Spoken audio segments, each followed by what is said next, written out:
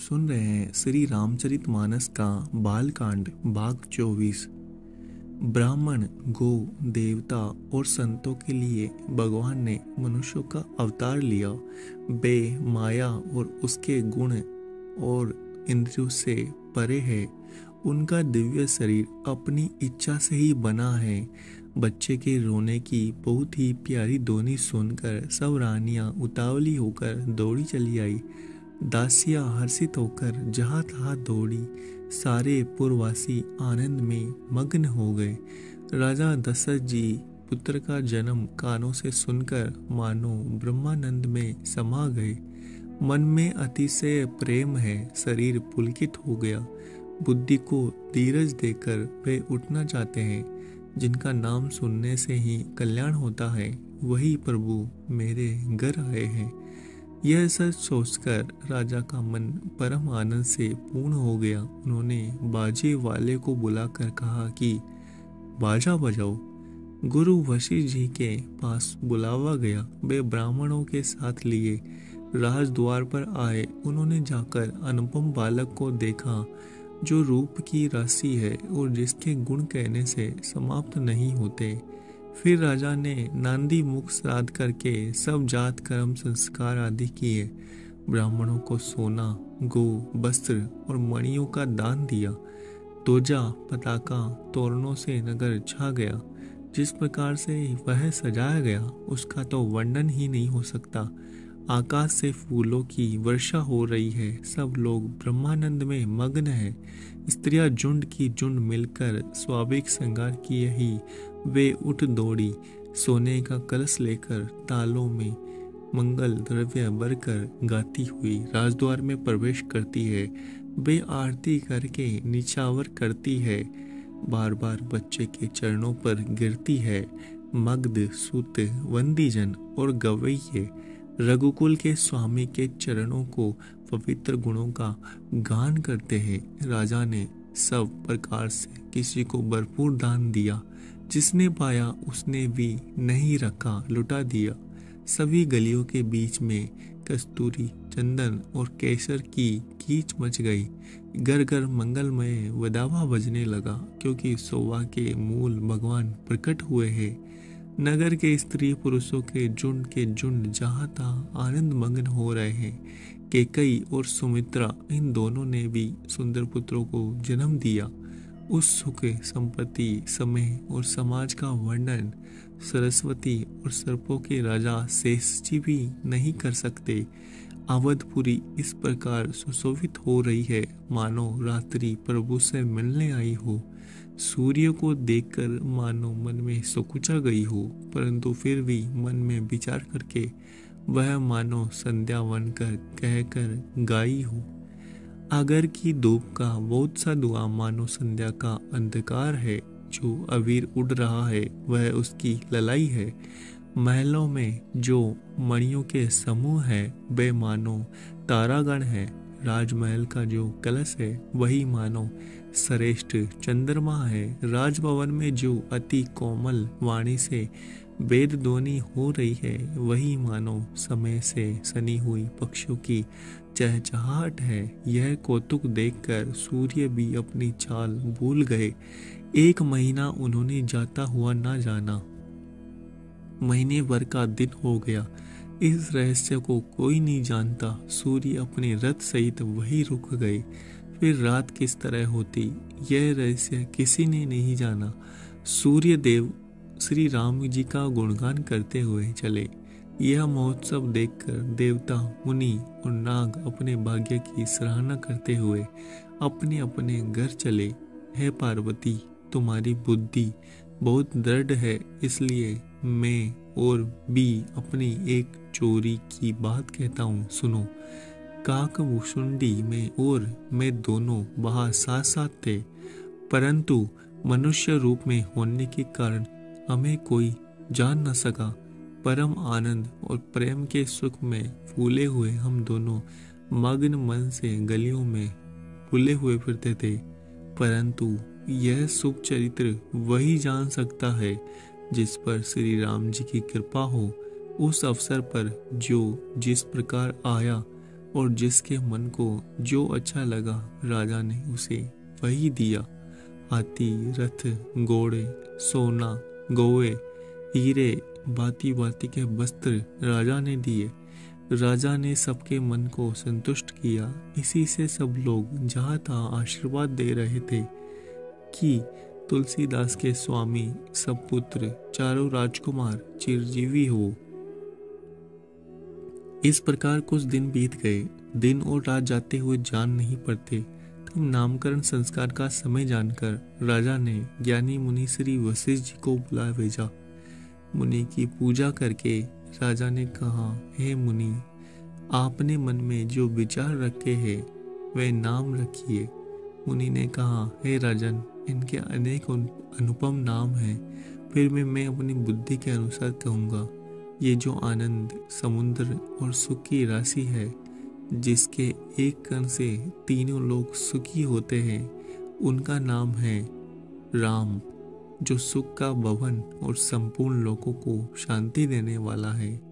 जो संसार का भरण पोषण करते हैं, उन आपके दूसरे पुत्र का नाम भरत होगा। जिनके स्मरण मात्र से शत्रु का नाश होता है, उनका वेदों में प्रसिद्ध शत्रुघ्न नाम होगा। जो शुभ लक्षणों के धाम श्री राम जी के प्यारे और सारे जगत के आधार है। गुरु वशिष्ठ जी ने उनका लक्ष्मण ऐसा श्रेष्ठ नाम रखा। गुरु जी के हृदय में विचार करके ये नाम रखे। हे राजन, तुम्हारे चारों पुत्र वेद के तत्व है, जो मुनियों के धन, भक्तों के सर्वस्व और शिव जी के प्राण हैं। उन्होंने बाल लीला के रस में सुख माना है। बचपन से ही श्री रामचंद्र जी को अपना परम हितैषी स्वामी जानकर लक्ष्मी जी ने उनके चरणों में प्रीति जोड़ ली। भरत और शत्रुघ्न दोनों भाइयों में स्वामी और सेवक की जिस प्रीति की प्रशंसा है, वैसी प्रीति हो गई। श्याम और गौर शरीर वाली दोनों सुंदर की जोड़ियों की शोभा देखकर माताएं तृण तोड़ती है। यो तो चारों ही पुत्र शील, रूप और गुण के दाम है, तो भी सुख के समुद्र श्री रामचंद्र जी सबसे अधिक है। उनके हृदय में कृपा रूपी चंद्रमा प्रकाशित है। उनकी मन को हरने वाली हंसी उसकी किरणों को सूचित करती है। कभी गोद में लेकर, कभी उत्तम पालने में लिटाकर माता प्यारे लल्ला कहकर दुलार करती है। जो सर्वव्यापक, निरंजन, निर्गुण, विनोद रहित और अजन्मा ब्रह्म है, वही प्रेम और भक्ति के बस कौशल्या जी के गोद में खेल रहे हैं। उनके नील कमल गंभीर, जल से भरे हुए मेघ के समान श्याम शरीर में करोड़ों कामदेवों की शोभा है। लाल लाल चरण कमलों के नखों की शुभ्र ज्योति ऐसी मालूम होती है जैसे लाल कमल के पत्तों पर मोती स्थिर हो गए। वज्र, ध्वजा, अंकुश चिन्ह शोभित है। नूपुर की ध्वनि सुनकर मुनियों का भी मन मोहित हो जाता है। कमर में करदनी और पेट पर 3 रेखाएं हैं। नाभि की गंभीरता को वही जानते हैं जिन्होंने उसे देखा है। बहुत से आभूषणों से सुशोभित विशाल भुजाएं हैं। हृदय पर बाघ के नख की बहुत ही पुरानी छटा है। छाती पर रत्नों से युक्त मणियों के हार की शोभा और ब्राह्मण के चरण चिन्हों को देखते ही मन लुभा जाता है। कंठ शंख के समान है और ठोड़ी बहुत ही सुंदर है। मुख पर असंख्य कामदेवों की छटा छा रही है।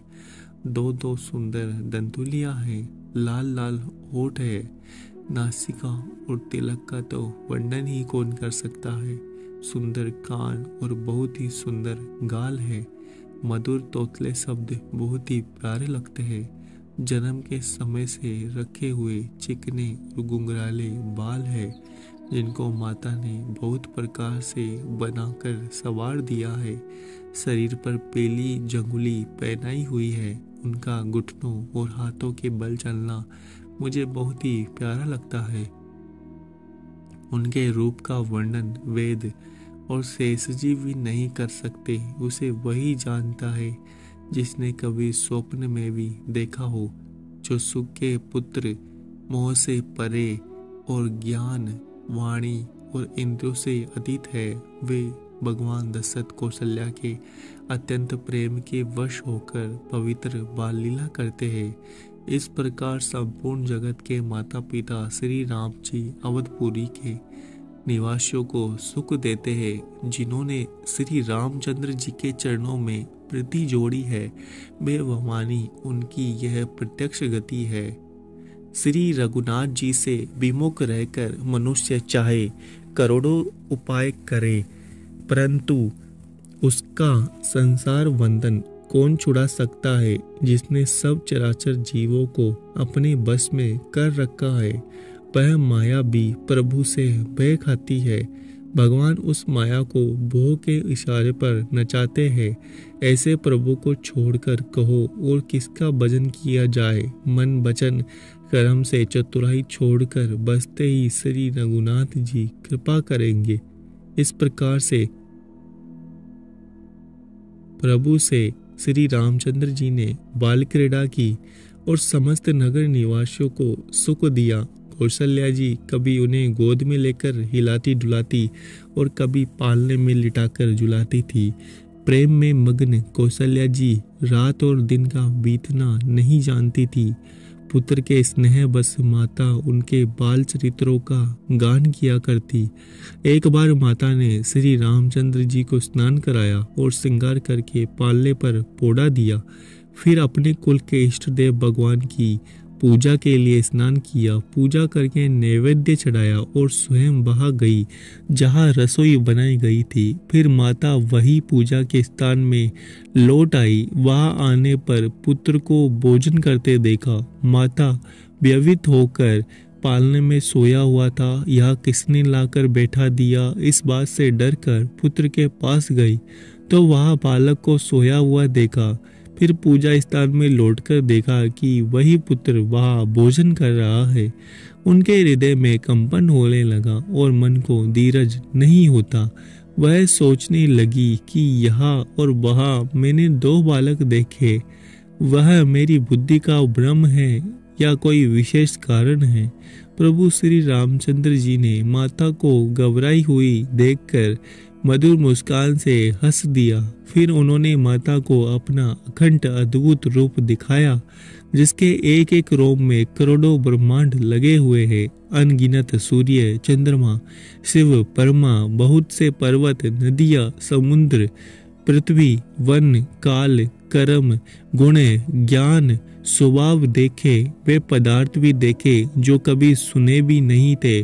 सब प्रकार से बलवती माया को देख करके वह भगवान के सामने अत्यंत व्यथित होकर हाथ जोड़े खड़ी है। जीव को देखा जिसे वह माया नचाती है और फिर भक्ति को देखा जो उस जीव को छुड़ा देती है। शरीर पुलकित हो गया, मुख से वचन नहीं निकलता। तब आंखें मूंद कर उसने श्री रामचंद्र जी के चरणों में सिर निवाया। माता को आश्चर्यचकित देखकर करके शत्रु श्री राम जी बाल रूप हो गए। स्तुति भी नहीं की जाती। वह डरी हुई थी कि मैंने जगत पिता परमात्मा को पुत्र करके जाना। श्री हरि ने माता को बहुत प्रकार से समझाया और कहा, हे माता सुनो, यह बात कहीं पर कहना नहीं। अगर आपको हमारा यह प्रयास अच्छा लग रहा है तो चैनल को सब्सक्राइब करें, वीडियो को लाइक और शेयर करना ना भूलें। आप सुन रहे हैं श्री रामचरितमानस का बालकांड भाग 24। ब्राह्मण, गौ, देवता और संतों के लिए भगवान ने मनुष्यों का अवतार लिया। वे माया और उसके गुण और इंद्रियों से परे है। उनका दिव्य शरीर अपनी इच्छा से ही बना है। बच्चे के रोने की बहुत ही प्यारी ध्वनि सुनकर सब रानियां उतावली होकर दौड़ी चली आई। दासियां हर्षित होकर जहाँ तहाँ दौड़ी। सारे पुरवासी आनंद में मग्न हो गए। राजा दशरथ जी पुत्र का जन्म कानों से सुनकर मानो ब्रह्मानंद में समा गए।